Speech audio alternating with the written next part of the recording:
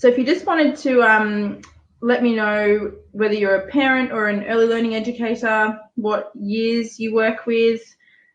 Hello, Tamika. Thank you. And then I'll try and relate the information to your age group as much as I can.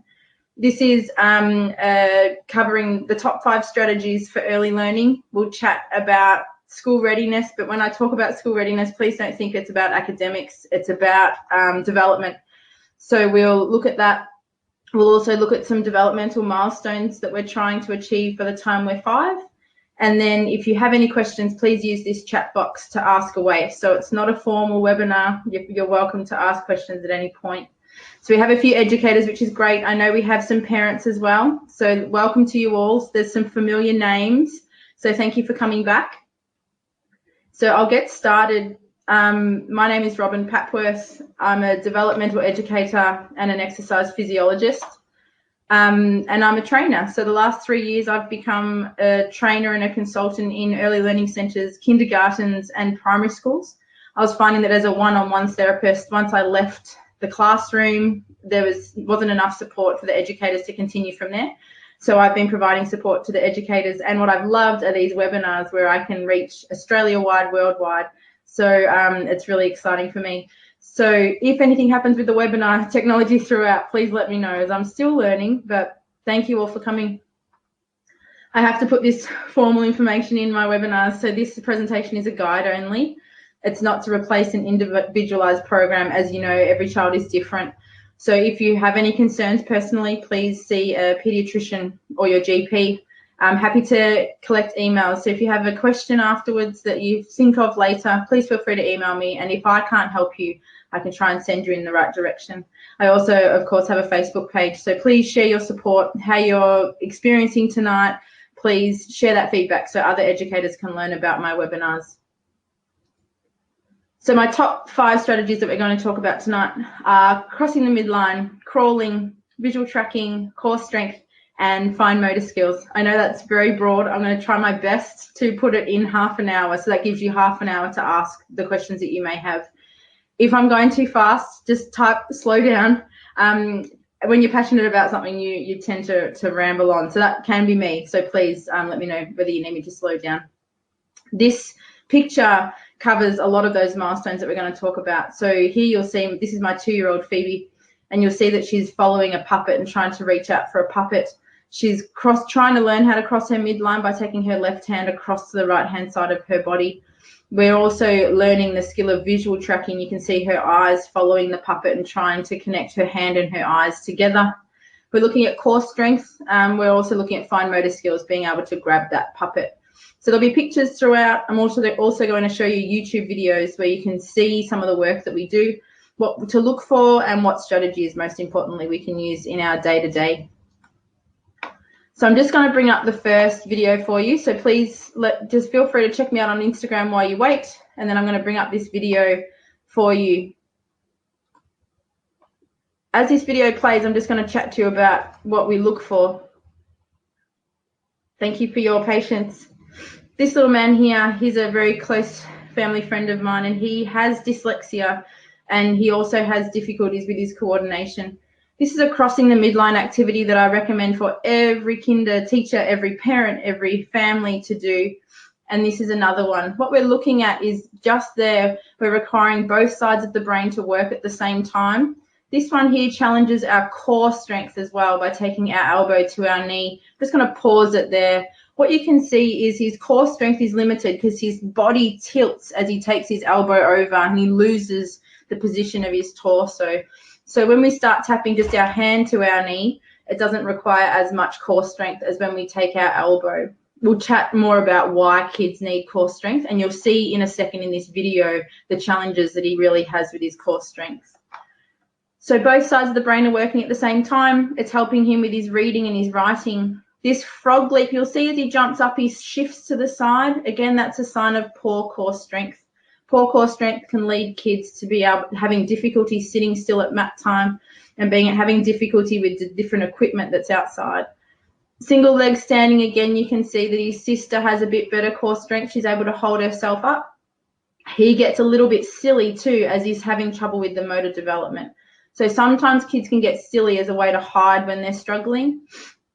This exercise here is teaching him again, he's crossing the midline, but as you can see, his torso is moving with his hand. So his crossing the midline isn't quite there yet, but we'll get there. This is helping with some of his reflexes. So I have a whole webinar on reflexes.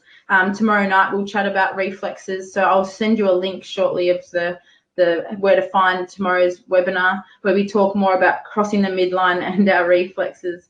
Washing the car is one of my favorite morning circle activities. It gets everyone going.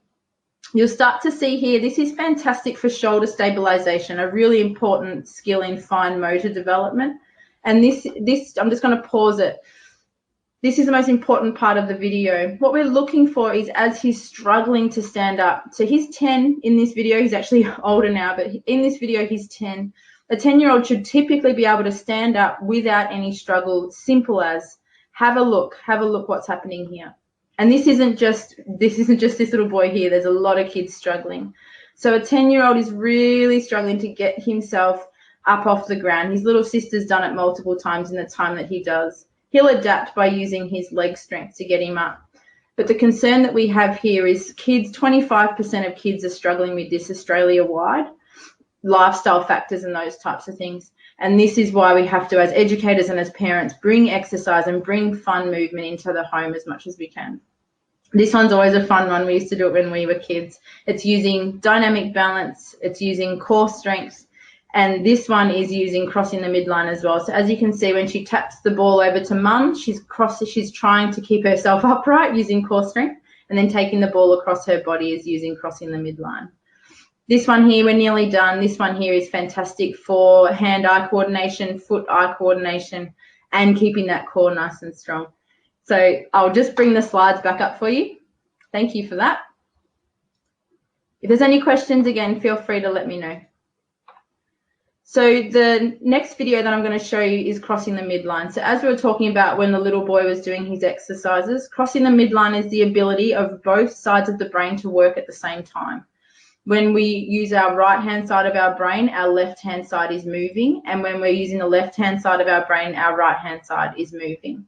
We need this skill for reading and writing, because if you think about it, when we're reading across a big book, our eyes have to go across from the left-hand side of the page all the way across to the right-hand side and not get stuck in the middle. This picture here, it's my favorite. It's where we draw a rainbow. So you can see the white piece of paper here. This is on my website for free if you need it, the template. But what we do is we get children to draw a rainbow from the left-hand side all the way over to the right-hand side. And what you'll typically see is kids will get to the middle and they'll drop off as they struggle to cross the midline, as they're struggling with both sides of the brain to work together. You might see some children get to the middle and then swap hands and finish it off on the other side. And this is showing us that both sides of the brain aren't yet working together. It's one side of the brain works and then the other side of the brain works to finish the task. I'm just going to show you a video. So this little man here is Hugh. He's my oldest. I'm just going to show you a video of him. He struggles. He was 4 in this video. It took me 2 years to get him to be school ready because of the delays that he had when he was born. But I'm going to show you to look at him crossing the midline. What we're looking for is, to most people, he looks like it's quite all right. He looks like he's doing quite well. But watch what his torso does and let me know what you find. Yep.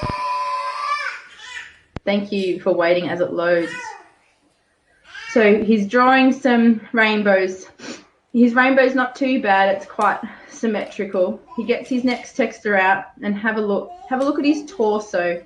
So we're watching his hand go all the way over, and his torso is actually following his hand. Please try and look. What we should see look at me is his and guess hand where the just rainbow going goes. independently of his torso. His torso should be facing the front, and he should be able to just take his hand all the way across. So keep your body at me. So what we're seeing here, and we'll see it again. I'm trying to get him to just face me. See how his eyes, he's really concentrating, but his torso still wants to follow. So we've practiced that a lot. I should actually record him now with a follow-up video. We've practiced crossing the midline a lot with those exercises that I showed you in that previous clip where we're tapping our opposite hand to our knee, and then we're tapping our elbow to our knee, getting both sides of the brain to work at the same time. And it's just your hand that moves. He's really trying to concentrate. And you can see this rainbow here gets smaller and more jagged because I'm trying to get his torso to stay near me. So the first rainbow, what we saw, looked quite fantastic because he was able to do a big rainbow, but it wasn't his body doing it properly. His torso, his midline was following the movement. Hope that makes sense. But that's what we want to see. So when you give a child typically an A4 piece of paper if they're at a table, or an A3 piece of paper if they're sitting on the floor like Hugh is here, what we want to see is a big rainbow, nice, beautiful, symmetrical rainbow, and that's a fantastic test for testing crossing the midline. I'll take you back to my slides. Crawling is one milestone that I talk about in every one of my sessions. Some of you who've heard me before are probably so sick of hearing me talk about crawling, but I'm going to keep talking about crawling. Crawling is a milestone that is missed by many and is so important, absolutely more important than sitting, walking, any of the other milestones. Why that is because it has crossing the midline as a component in there. So what you'll see is in the photo of Hugh that I have in the middle, I have him with his left hand coming out in front and his right knee happening at the same time. I'm just going to draw for you so you can see his left hand is moving as his right knee is moving. This is the proper crawling, crossing the midline technique. When Hugh first started crawling, he would crawl with the same side. So right hand, right knee, left hand, left knee. Maternal health don't know the exact reasoning and the techniques for crawling, so he ticked the crawling box, but he wasn't actually crawling. He wasn't crossing the midline of what we need to develop those skills of reading and writing.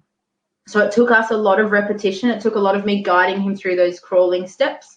And what I suggest for any child that's in your service, or if they're a little bit older, is we get them to crawl under tables, through tunnels, all those sorts of things to try and get them to want to crawl. That's half the battle. And then once we get them crawling, to really slow those movements down and make sure that they're doing opposite hand to knee.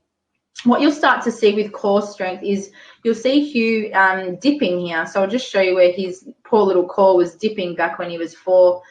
And you'll see that it's dipping.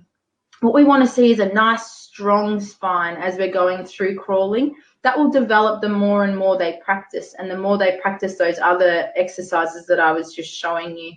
Also, I'll send you an offer soon, but my ebook has a whole section on core strength and crossing the midline, so you can see lots of different activities that throughout my book.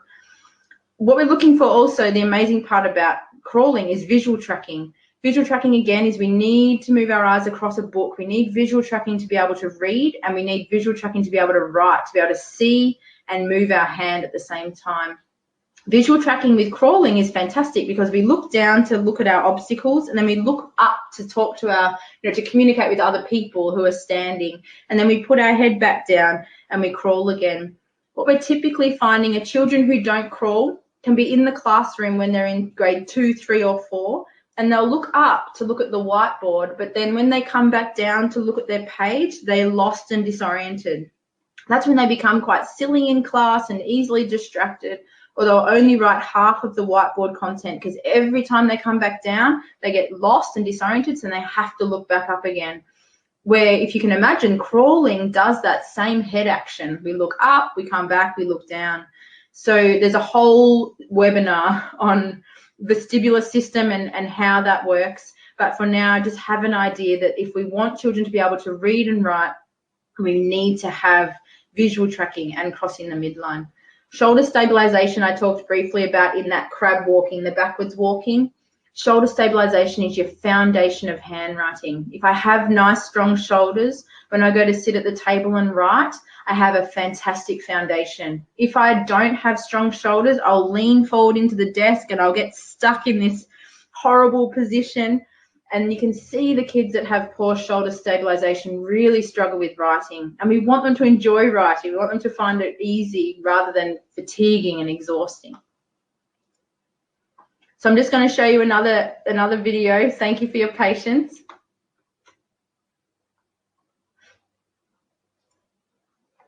This one is my favorite. It's very quick, so I'll try and make it, it only goes for a minute, but I'll try and see how we go. So what we're doing here is we're using shoulder stabilization by throwing the ball. I'll have to keep replaying it because it's very quick. We're using visual tracking by, you can see they have to find the word that the other child says. So they have to do visual tracking to find the word they're looking for. And then they have to do a concept called targeting. So targeting means finding where you want to hit the ball and then being able to actually target it and hit the ball. These are my twins, Isla and Hugh. So I'm very lucky at home to be able to have two little guinea pigs to take videos of. But what you can see is Isla didn't enjoy sight words at all. She started prep this year and hated reading, couldn't stand it, didn't want a bar of it. Then I'm like, okay, well, I'm going to have to bring out my play lady hat with my own family. And this is what we did. We just put the sight words that were her goal for the month. We popped them up, and our game was one person would say it and the other person would throw the ball. Hugh is a very good reader, so he was helping her. So it was a bit of teamwork, which was fantastic. And then to mix it up the next time for the next group of sight words, we did where they had to jump and stomp on the words. So the words came onto the carpet and they had to do a balance activity, jumping and stomping on the words. So what we're trying to do is incorporate all those elements of reading, but Isla doesn't know she's reading. Isla just thinks she's having fun. So visual tracking, being able to look across the wall, where's the word I'm looking for, and not losing concentration of where I am.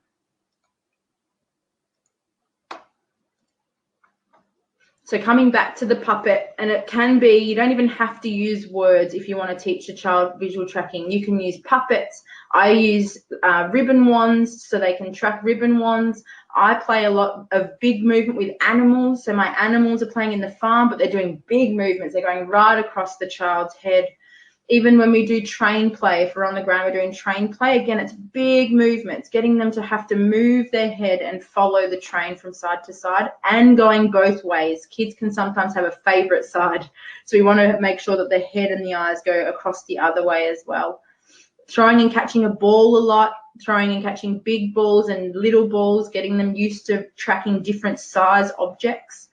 And what we're looking at, as I said before, crawling is fantastic for visual tracking, but technology does the opposite. Because when I'm on my phone, I'm just staring at the one spot all the time. I'm not looking for obstacles that are coming around. I'm not exploring my environment. I'm just sitting in front of my phone.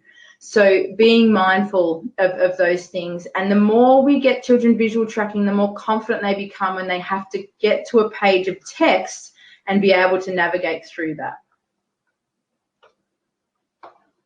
I'm nearly there with all the videos. I just think videos are the easiest way.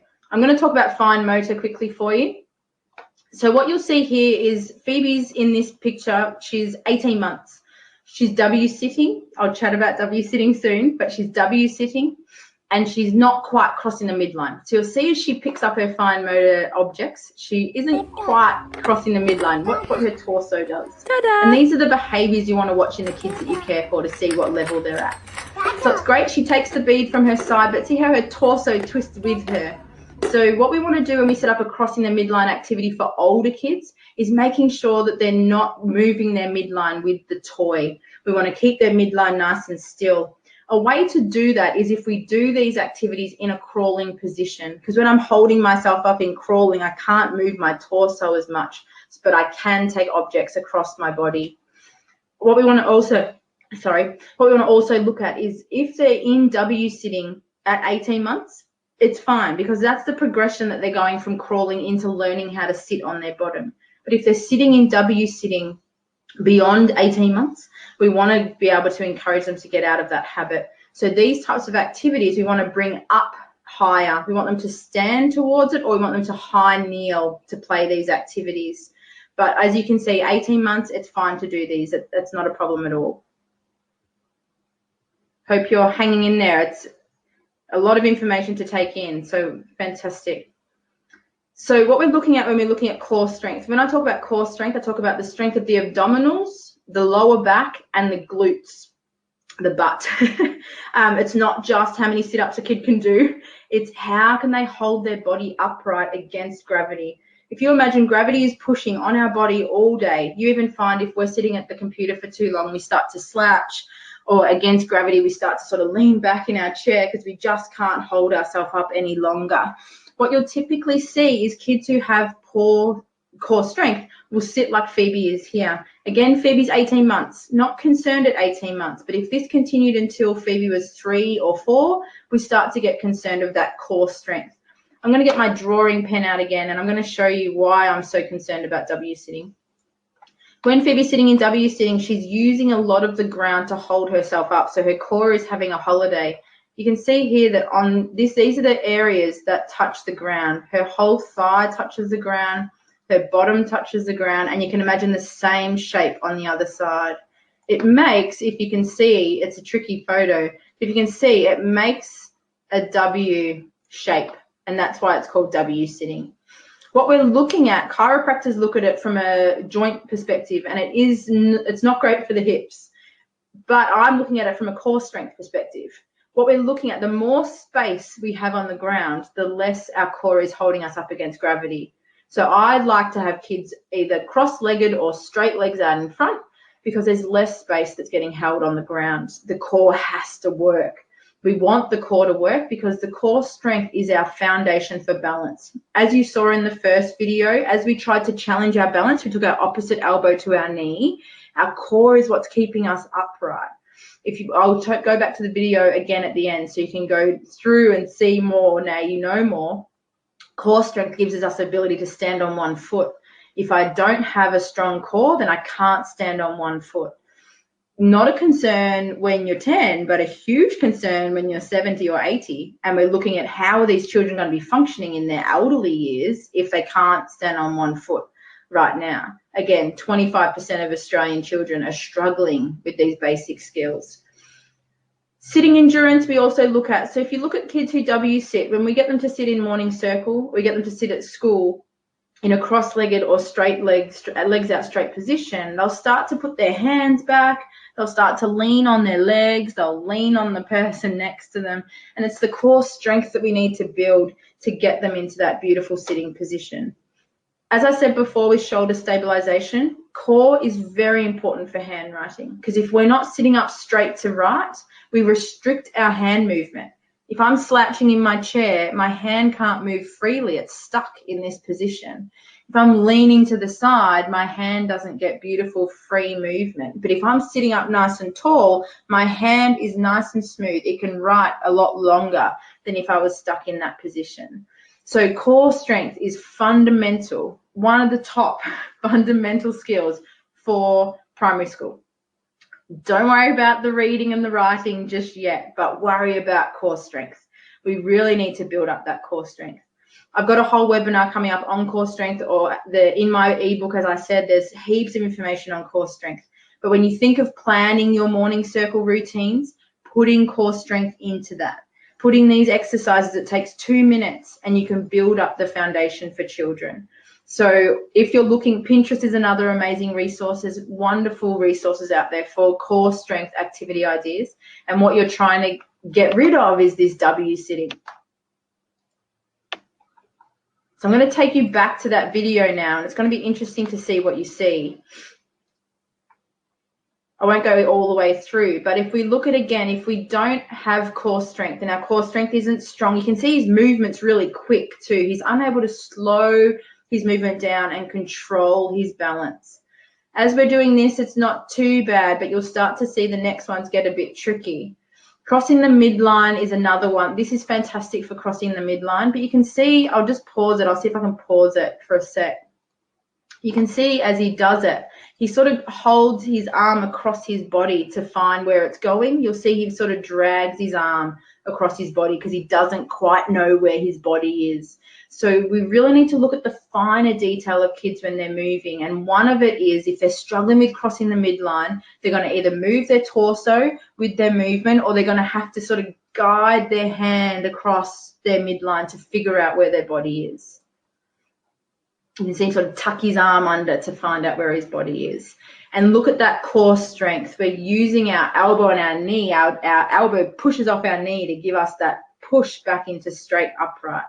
And as he leaps up from here, you'll see him leap off to the side because we don't have that strong core. What we see in school is his handwriting is poor. He fatigues very quickly and his reading is limited. It's getting a lot better, but there's still limits there. He should be able to, at the age of 10, single leg stand, so stand on one foot for 5 seconds without even an issue, eyes closed. Little sister there, she's 5 in this video. She should be able to hold it for 3 seconds, which is about what she's doing. But this is what we want to look for. Without core strength, we don't have the beautiful foundation for our other motor skills.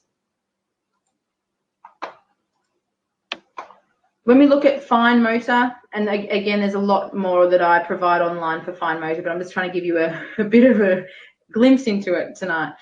Fine motor, the first element of fine motor is being able to grasp something. So as you saw when Phoebe was picking up the beads, being able to grasp a bead is the first strategy that kids go through when they've got fine motor. Phoebe right now picking up her blueberries, it's the grasp phase that we learn first. The challenging phase is the next phase, releasing it. So picking it up and releasing it is the hardest thing for kids to do. What you'll find kids who are struggling with fine motor is they'll grab their pen, but they'll grab it so tight, or they'll hold it in all sorts of unusual positions because they're still in that grasping a rattle type phase, that when we try and release it and relax our hand, they're not up to that stage of development yet. So we get kids who refuse handwriting because it's exhausting. We get kids that struggle with buttons, because if you think when I'm trying to do up a button, I need to do up the button, but then I need to release my hands. My hands need to relax just as much as they need to contract to grab something.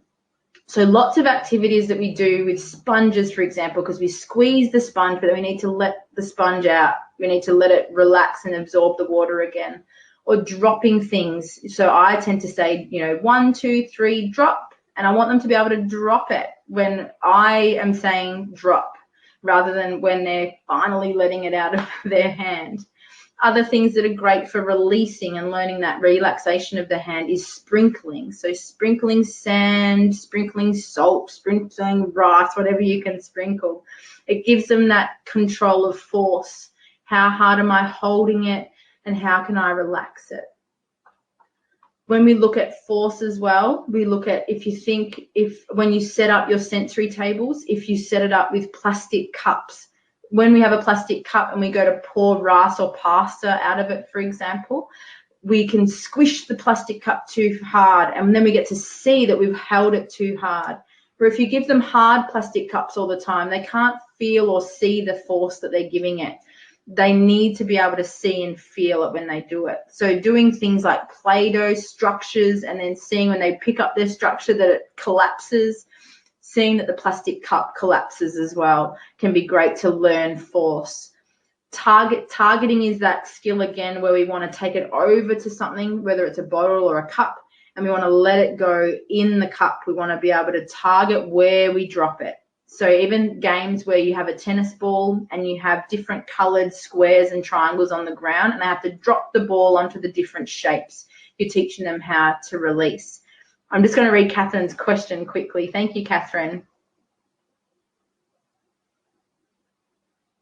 Yes, absolutely. When we look at pencil grip, we look at pincer grip is ideal. If we're the next one across, I'm not an OT, but it's not, I don't see it as being too bad as long as we're not getting tired. To bring it back to pincer grip, if you want to come back to pincer grip and get rid of that habit, it's a big habit by the time you're 13. You want to try and get rid of that habit, then it's a lot of tiny finger work where we pinch everything. We tear tiny bits of paper, we tear tiny bits of Play-Doh, we do lots of beading, so putting small beads onto pipe cleaners or small beads onto string. We put paper clips onto things, so whether we do our maths activity, for example, being 13, we have a maths activity and we put a paper clip or a peg onto the answer. What we want to try and do is get this pinching action. We can't get into a beautiful pincer grip until we tell these fingers here to go away, which I'll try and bring it up a bit closer. It's these fingers that become the problem in why kids struggle with their fine motor. So teaching those fingers to stop. For example, when my son Hugh used to open his chip packet, he used to grab the chip packet with all the fingers, or the first 4, and he'd do everything with those first 4 fingers. But for pincer grip, we need to get the last 2 fingers to have a holiday. We don't need them anymore. We've gone past our grasp, 2-year-old grasp phase, and we're trying to get those 2 fingers to go away. Watch what your son does, Catherine, throughout the day, and watch what these little fingers do. And it's in those activities, whether it be opening up a chip packet, whether it be picking up a cup, whether it be doing his buttons, see what these fingers are doing. And that's the hard part. Once we've got used to that pencil grip, it's hard to get out of it. What I tend to do is, you may get him to try a dot to dot in pincer grip, or a Sudoku if he's up to that in pincer grip, or a very easy to do word search, an activity that's handwritten that isn't as stressful as having to write something from his mind. It's just doing a basic written activity that he would find enjoyable, whether even drawing a picture and just saying, for this particular task, we're going to try our pincer grip, and then you can go back to doing whatever you want. Even 2 minutes of that activity, him holding it in that pincer grip, he'll start to build up the strength that he needs. But I don't tend to push kids into it. I want them to enjoy it. Otherwise, they'll just go, nah, not doing it, I'm out. So try an activity, a written activity that he would enjoy: puzzles, drawing, crossword with you, even if it, he writes your answers, and see if you can do it in the pincer grip. Even the thickest pen you can find that's not slippery. There's some great pens at Officeworks that have like a rubber coating on it, so the hand doesn't slip off it. Trying a thick pen or a thick pencil can sometimes help. The thicker the pen or the pencil, the easier it is. Absolutely, Charlene. Yeah, thank you. And these are the skills that if we get it early on, before they start to really struggle with handwriting and not enjoy handwriting, it's in those ages of 4 to 5 that we can start to get it going, to get them to enjoy fine motor.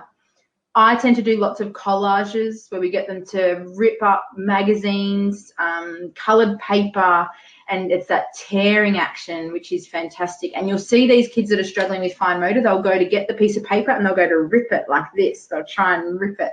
And it's getting them to bring, I call them crab fingers, getting them to bring their crab fingers out and rip it without using their fingers. And that's really the trick to getting to that pincer grip. We want to make fine motor fun if we can, rather than stressful. If we make it stressful and we push pincer grip and we don't bring in play, it's just going to make them avoid even more. So when I've worked with kids who are challenged by learning and have lost their love of learning, it's bringing that play back in. Even a fun thing that my son does, because he's had a lot of trouble with fine motor, is we put coins in a piggy bank, plastic coins, in a piggy bank, and he has to hold some coins in his hand, and then he releases the other coins into the piggy bank. Holding a few coins, 2 to 3, stops these fingers from having to do something, and then it's just dropping something into a target can help bring up fine motor. We then count the money after it and make it into a maths problem now, but using money can make it fun. Writing menus. Isla's favourite thing is to write a concert agenda, or they make invitations to our home concert. But the more we can get them to write and get into those habits of fine motor, the better. Sorry, I'm just catching up on Annelli's comment. Thank you. Yes, absolutely. And the more, if we start with a spoon away from the dinner time stress. So when I use a spoon with things like rice play, with spaghetti, I get, a big spoon. We start with a ladle and we start to learn the concept of transferring with a ladle with spaghetti and pasta. And then we get a small spoon and we start to scoop rice from one container to the other. Rather than associating spoon with busy dinner time, because my stress levels at dinner time are up here, we want to make it fun. We spoon, scoop water from one thing to another, and it's getting that action of holding the spoon, but in a fun way. Even outside, I give Phoebe the tablespoon measuring, because in a tablespoon it holds it a bit easier than a teaspoon. And I give her a tablespoon measuring spoon, and she just scoops rocks, pebbles, whatever she can find outside, taking the stress out of it. The best thing for us to know is that the brain doesn't care how it learns the skill. It doesn't care if it's got a beautiful Fisher-Price toy that's taught it, or if it's got an old cardboard box that's taught the skill.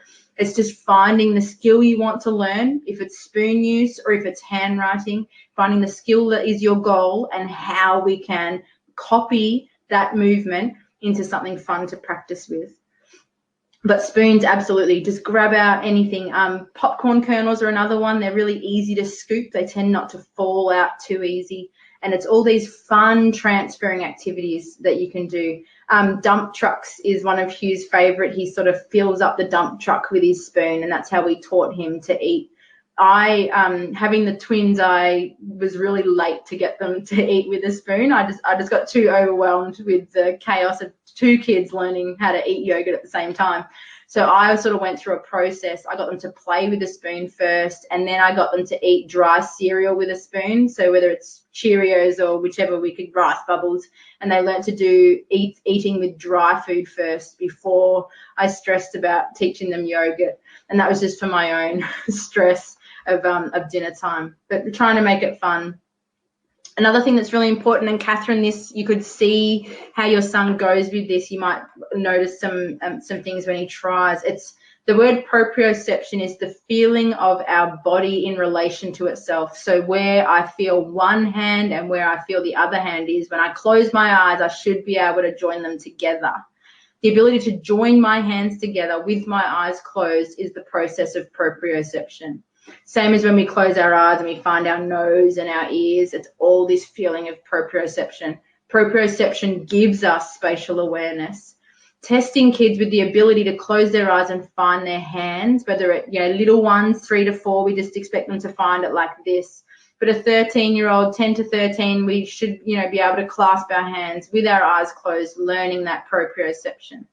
Some of the fun finger, I call them finger aerobics that we do, is we clasp our hands, then we pull our hands apart, and then we give our hands a nice stretch. And it's giving us the feeling of what our hands feel like. Where are our hands in relation to our shoulders? Where's my hands in relation to my face? And it's giving them that feeling of where their hands are. Sorry, Anne, I'm just catching up on your comment.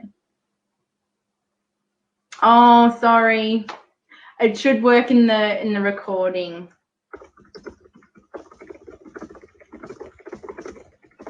Sorry, I'm just typing back. So doing these exercises can help the children feel where their hands are. And once we feel where our hands are, when we go to pick up a pen, we're more aware of how to hold it, how much pressure to put through it, and those sorts of things. What we look at also is another one where we can get kids to pinch from one finger to the next. So we go from our pointer finger all the way through to our pinky, and then we can do that with our eyes open. We can do it with our eyes closed. We can do it fast and slow. And it's getting the idea of where are my hands and how do I use them. So one of my favorites for fine motor is this. Thank you, Erin. So that really is my five top. I'll take you back to the start so you can refresh.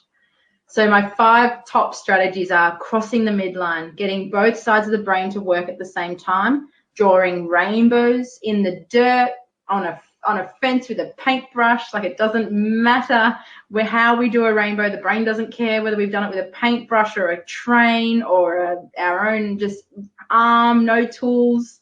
It's getting the body to be able to use both sides of the brain at the same time.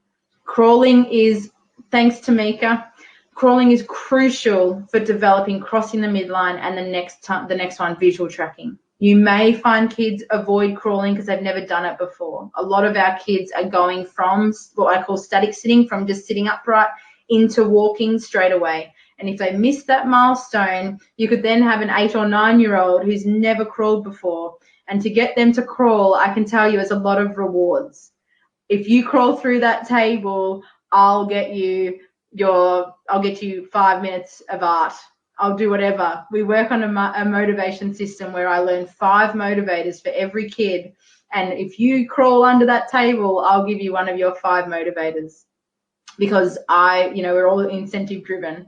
So getting kids to crawl every day, even if some centers do it as a morning routine obstacle course. So they'll set up an obstacle course around their preschool, and they'll have tunnels and cushions to jump over and different activities, a ball to bounce. And if you set up an obstacle course and everyone does it every morning or every afternoon, you can then tick off all these milestones for all the children. We want all the children to be doing it. Sorry, thank you. I'm just reading your comments. Yes, and please, Charlene, please try them tomorrow and let me know how you go. It's very exciting. With left-handed, and it's a great question. Thank you. I always pick whatever hand the child wants, the child uses. If the hand that they're coming to is left-handed from a young age, keep encouraging left-handed. The challenge is when you have a 3-year-old who doesn't know which hand they are, that's when we become really concerned. By 3, they should have a hand dominance. Whether it be left or right, it doesn't matter, but they should, by the age of 3, 3.5, know exactly which hand they want to use. So if I have a left-hander, all I do is I just keep giving everything to their left. So if I know they're a lefty, I pass paintbrushes to their left, I high five to their left. When I'm walking past and I go, oh, good job, I do it on their left. I want the left hand to become dominant and take over and do all the work for them. My concern comes when a child gets to an activity and they stall because they don't know which hand to start with. That stall, that energy that it takes to decide which hand could be used on the task rather than being wasted, the energy being wasted deciding on which hand. So left-handers, not a problem at all. Yeah, even with kicking, you want them to be confident on which foot they're going to kick with. And it doesn't matter. We have a lot of left-handers who kick right-footed. It doesn't matter. It's just 80% of the time you want to see them using that dominant side. And the more we can encourage it, the better. For educators, if you have a child who's looking ambidextrous and looking confused over which hand is dominant, have a conversation with families about which hand they feel is dominant and which hand they'd like to promote over the next 6 weeks. And then you'll start to see in 6 weeks, you'll start to see, if it's consistently done in 6 weeks, you'll start to see that the child will become more dominant in either side. But by 3.5, we'd love to see that dominant hand come through. Thank you for that question. It's a fantastic question. With our core strength, as I was saying, that is our foundation of our balance, of our ability to crawl, of our ability to hold ourselves upright at circle time. So as much core strength activities as you can bring in, lots of hopping, lots of jumping. And again, if you've got kids who typically avoid, just put it in an obstacle course and see if you can get the whole group involved in an obstacle course. 5 minutes a day is getting the brain to develop and getting the brain to grow, which is fantastic. I'm just going to, before you leave, and if anyone has to go, I'm just going to pop up this offer for today. So I currently have I have books that are printed and I can deliver Australia-wide. Some of you already have my early learning or my school readiness book, but for today, for coming, I have a $5 off coupon code for my early learning ebook, which means you can get it on your phone, you can read it on your iPad, and it's got lots more information from what we had today. I'll leave that. I think if you just click on it, it will take you to my website, and if you get stuck and it doesn't work, please let me know. I'm just going to also send you the link to my upcoming webinars so you can see the other topics that are coming along. So tomorrow is all about getting ready for school and the milestones. We're really going to talk about our reflexes, how that works, what they are. We're going to talk about tomorrow night how to improve more about fine motor, but in a preschool school readiness context. And we're going to also talk about how to build up focus, how to get children into the correct level of focus for their learning. If you have any more questions, please throw them my way. I've got another 15 minutes. Please don't be afraid to ask. As I said, there's a recording, so you'll get the email for the recording, and that'd be great. I'm actually hoping it recorded. Yeah, it did. So you'll get a recording sent to your email, and you can watch it as many times as you like. I'm going to stop the recording now, though, and any questions that you have, please feel free to type away.